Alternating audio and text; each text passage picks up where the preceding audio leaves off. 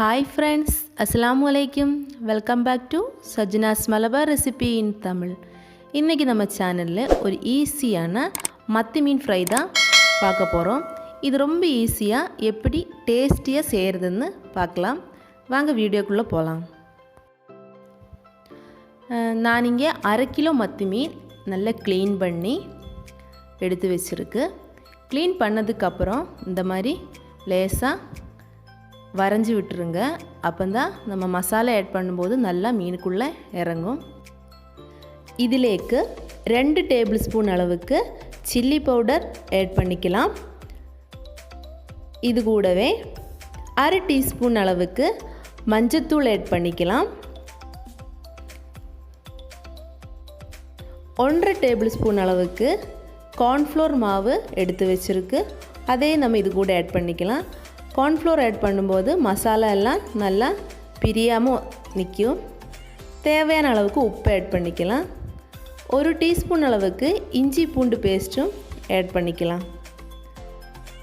கூடவே ஒரு லெமனோட ஆஃப் எடுத்துருக்கு. அதோட ஜூஸும் நம்ம இது கூட ஆட் பண்ணிக்கலாம். இனி நம்ம நல்லா கை வச்சு இது மிக்ஸ் பண்ணி எடுத்துக்கலாம்.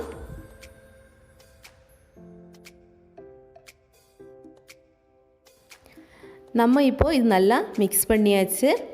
இனி ஒரு 10 நிமிஷம் நம்ம அப்படியே மூடி வச்சுக்கலாம். அப்போ தான் மசாலா எல்லாம் நல்லா மீனில் பிடிக்கும்.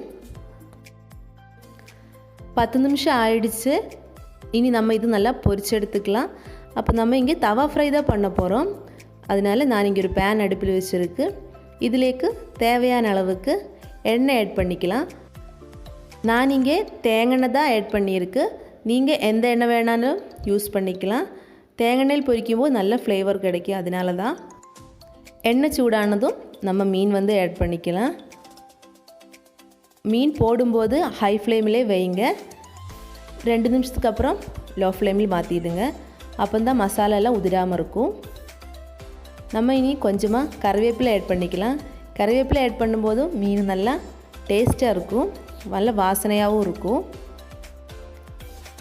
இப்போ இங்கே பார்த்தீங்கன்னா ஒரு சைடு நல்லா வெந்துருச்சு.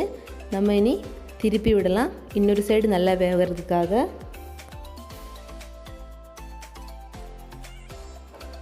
நம்ம மீன் இங்கே 2 பக்கம் நல்லா ஃப்ரை ஆகிடுச்சு.